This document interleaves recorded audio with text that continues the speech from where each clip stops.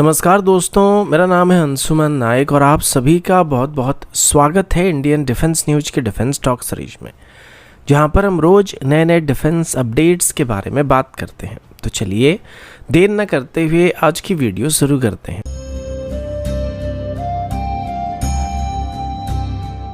आज की पहली अपडेट स्कॉर्पियन सबमरीन को लेके है, जिनको हम कलवरी क्लास के सबमरीन भी कह सकते हैं। अभी इन सबमरीन को टीओडी के साथ भारत में बनाया जा रहा है और इनिशियली ऐसे 6 सबमरीन को खरीदने के बाद अभी एडिशनल 3 एडवांस स्कॉर्पियन क्लास के सबमरीन को भी खरीदने का प्लान किया जा रहा है, जिनको मजगांव डॉक लिमिटेड की तरफ से भारत में ही बनाया जाने वाला है। इस बीच अभी पता चला कि इंडोनेशिया की तरफ से भी अभी सबमरीन को खरीदने की प्लान बनाया जा रहा है, जिसमें अभी भारत की तरफ से नेवल ग्रुप के साथ मिलकर स्कॉर्पियन क्लास की सबमरीन को इंडोनेशिया को ऑफर करने का प्लान किया जा रहा है। कई इंडियन एमएसएमई कंपनी जो कलवरी क्लास की सबमरीन प्रोग्राम में जुड़े हैं, उनकी तरफ से भी नेवल ग्रुप को बताया जा रहा है कि वो लोकल मैन्युफैक्चरिंग के लिए जरूरी इक्विपमेंट को सप्लाई कर सकती है। अब इंडोनेशिया की सबमरीन प्रोजेक्ट के अंदर कोलैबोरेट करना इंडिया के लिए भी काफी फायदे ला सकता है। सबसे पहले ये इंडियन सीपेट्स को लेटेस्ट वेरिएंट की स्कॉर्पियन क्लास की सबमरीन के साथ काम करने का मौका देगा, जो कि हमारी एक्सपीरियंस को बेहतर करने में मदद करेगा। दूसरा, ये प्रोजेक्ट इंडियन सीपेट्स खास करके मजगांव डॉक लिमिटेड को अपनी स्कॉर्पियन सबमरीन के रिलेटेड एक्सपर्टीज को रिटेन करने में मदद करेगा और ये कोलैबोरेशन इंश्योर करेगा कि उनका वर्कफोर्स लेटेस्ट स्टैंडर्ड की टेक्नोलॉजी के साथ अप टू डेट रहेगा। अगला अपडेट रशिया की Su-75 या चेकमेट एयरक्राफ्ट की तरफ से है। इस एयरक्राफ्ट को रशिया की तरफ से सबसे पहले 2021 में डिस्प्ले किया गया था और इसे मेनली मिडिल ईस्ट रीजन और भारत को बेचने का एम रखकर डेवलप करने की बात रशिया की तरफ से की गई थी। हालांकि इनिशियल हाइप के बाद ये एयरक्राफ्ट किसी भी पोटेंशियल वार को इतना अट्रैक्ट नहीं कर पाया था, जिस वजह से रशिया की तरफ से इसकी डिजाइन के अंदर काफी सारे बदलाव किए गए और रिवाइज मॉडल को 2025 में टेस्ट करने का फैसला किया गया था। ये एक low cost 5th generation fighter होने वाला है, जिसे रशिया के क्लेम के मुताबिक 30 से 40 मिलियन डॉलर की फ्लाईवे कॉस्ट के साथ कस्टमर्स को ऑफर किया जाएगा, जो कि टेक्निकली तेजस MK-1 से भी सस्ता पड़ने वाला है। अब अभी तक भारत इसमें कोई खास इंटरेस्टेड नहीं है, लेकिन रशिया को ये बात अच्छी तरीके से पता है कि भले ही भारत कोई भी 5th जनरेशन फाइटर जेट में इंटरेस्टेड नहीं है या इंटरेस्ट नहीं दिखा रहा है, लेकिन भारत के पास सिचुएशन अभी ऐसे बनने वाले जहां पर भारत को इमरजेंसी में 5th जनरेशन फाइटर जेट को खरीदने की जरूरत पड़ सकती है, क्योंकि पहले से ही चाइना के पास एक अच्छी खासी नंबर में J-20 मौजूद है और पाकिस्तान भी जल्दी J-31 या कान जैसे एयरक्राफ्ट में से किसी एक को एक्वायर करने वाला है, जो कि एमका के तैयार होने से 5 से 10 साल पहले वो लोग एक्वायर कर सकते हैं। और इसी मौके का फायदा उठाकर रशिया की तरफ से अपनी 5th जनरेशन फाइटर जेट को भारत को ऑफर करने की कोशिश किया जा रहा है। इससे पहले भी कई बार रशिया की तरफ से अपनी Su-57 को भारत को ऑफर किया गया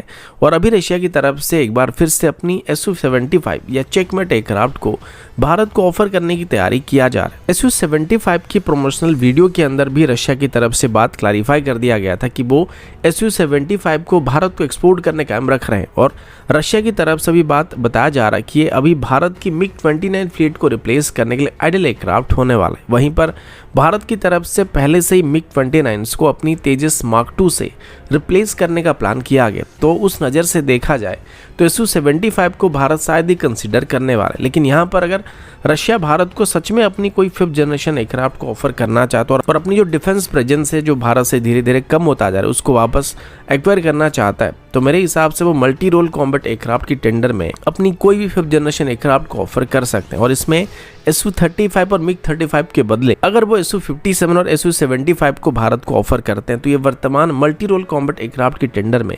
ऑफर किए गए सभी कंटेंडर को पीछे छोड़ सकते हैं और ये एक सिचुएशन बन सकता है जहां पर कोई 5th जनरेशन एयरक्राफ्ट को भारत डायरेक्टली इंपोर्ट कर सकता है या फिर उनको मेक इन इंडिया स्कीम के अंदर भारत में बनाने की कोशिश कर सकता है। अगला अपडेट उत्तम AESA रडार को लेके है। इनिशियली उत्तम AESA रडार को हमारी तेजस फ्लीट में इस्तेमाल करने के लिए डेवलप करना स्टार्ट किया गया था और बाद में इसकी एक और वेरिएंट को भी बनाने का प्लान किया गया था, जिसको एमका में इस्तेमाल किया जाएगा। लेकिन इसकी डेवलपमेंट कंप्लीट होते होते पता चला कि इसको किसी भी स्टैंडर्ड के एयरक्राफ्ट में हम लोग इस्तेमाल करने के लिए मॉडिफाई कर सकते हैं। और अभी बताया जा रहा है कि उत्तम AESA रडार, जो कि भारत के द्वारा स्वदेशी रूप से विकसित किया गया रडार है, अब तेजस MK-1 के अलावा नेवल MiG-29 के फाइटर जेट पर भी इसको इंस्टॉल करने की बात की गई है। ये कैरियर बॉर्न फाइटर जेट को सुपीरियर डिटेक्शन रेंज और वाइडर स्कैनिंग एंगल को प्रोवाइड करने वाला, जो कि इनकी current Russian origin Zhuk ME radar से काफी बेहतर होगा। उत्तम AESA रडार को MiG-29 के फाइटर जेट में इस्तेमाल करने से इनकी सिचुएशनल अवेयरनेस और कॉम्बैट इफेक्टिवनेस में काफी हद तक इंक्रीज होने की उम्मीद किया जा रहा है। अब इसके बाद बात करें Su-30 MKI फ्लीट अपग्रेड के बारे में, तो तकरीबन 84 सुखोई या Su-30 MKI फाइटर जेट को अभी सुपर 30 या सुपर सुखोई प्रोग्राम में अपग्रेड किया जाएगा। इस मॉडर्नाइजेशन प्रोग्राम का की कंपोनेंट होगा उत्तम ऐसा रडार, जो कि एग्जिस्टिंग रशियन ओरिजिन रडार को रिप्लेस करने वाली, जो कि Su-30 MKI एयरक्राफ्ट की एयर टू एयर कैपेबिलिटी को कई गुना बेहतर करने वाला है।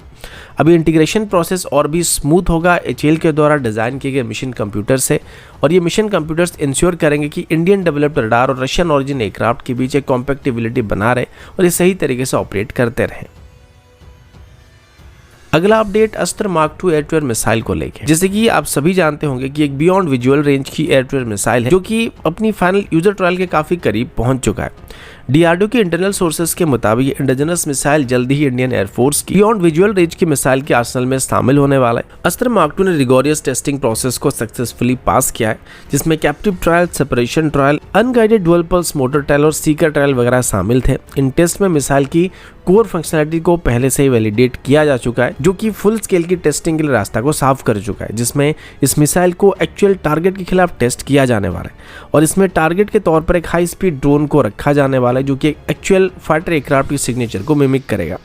अब बात करते हैं अपकमिंग यूजर ट्रायल की, तो ये ट्रायल अस्त्र मार्क 2 की डेवलपमेंट में एक क्रिटिकल स्टेज होने वाला है और ये अगर सक्सेसफुल होता है तो ये मिसाइल इंडियन एयरफोर्स की वेरियस फाइटर जेट जैसे कि तेजस MK-1A, तेजस मार्क 2, Su-30 MKI, रफाल और अपकमिंग MK के साथ इंटीग्रेट किया जाएगा। अस्त्र मार्क 2 यूनाइटेड स्टेट की M120D मिसाइल, जिसको advance medium range air to air missile कहा जाता है या MRAM मिसाइल कहा जाता है, उसकी स्टैंडर्ड का मिसाइल है, जो कि पोटेंशियली 160 किलोमीटर से भी ज़्यादा दूरी से किसी भी फाइटर चाहे टारगेट को हिट कर सकता है। और अस्त्र मार्क 2 दुनिया की कुछ most advance beyond visual range की मिसाइल की बराबरी कर सकता है। ये मिसाइल इंडियन एयरफोर्स में शामिल होने के बाद इंडियन एयरफोर्स की बियॉन्ड विजुअल रेंज की फाइटिंग कैपेबिलिटी कई गुना तक बेहतर होने वाला है, जो कि हमें चाइना और पाकिस्तान दोनों के खिलाफ एडवांटेजेस दे सकता है। हालांकि हमारे पास मिटियोर मिसाइल भी मौजूद है, लेकिन ये काफ़ी महंगे मिसाइल होते हैं, उनको इम्पोर्ट करना पड़ता है। पर अगर वहीं पर अस्त्र मार्क 2 मिसाइल की बात करें तो एक इंडिजिनस मिसाइल होने वाला है, जो कि हमें कॉस्ट इफेक्टिव पड़ने के साथ साथ किसी भी इंपॉर्टेंट मिसाइल के मुकाबले हमको स्ट्रेटेजिकली इंपॉर्टेंट अल्टरनेटिव को प्रोवाइड करने वाला है।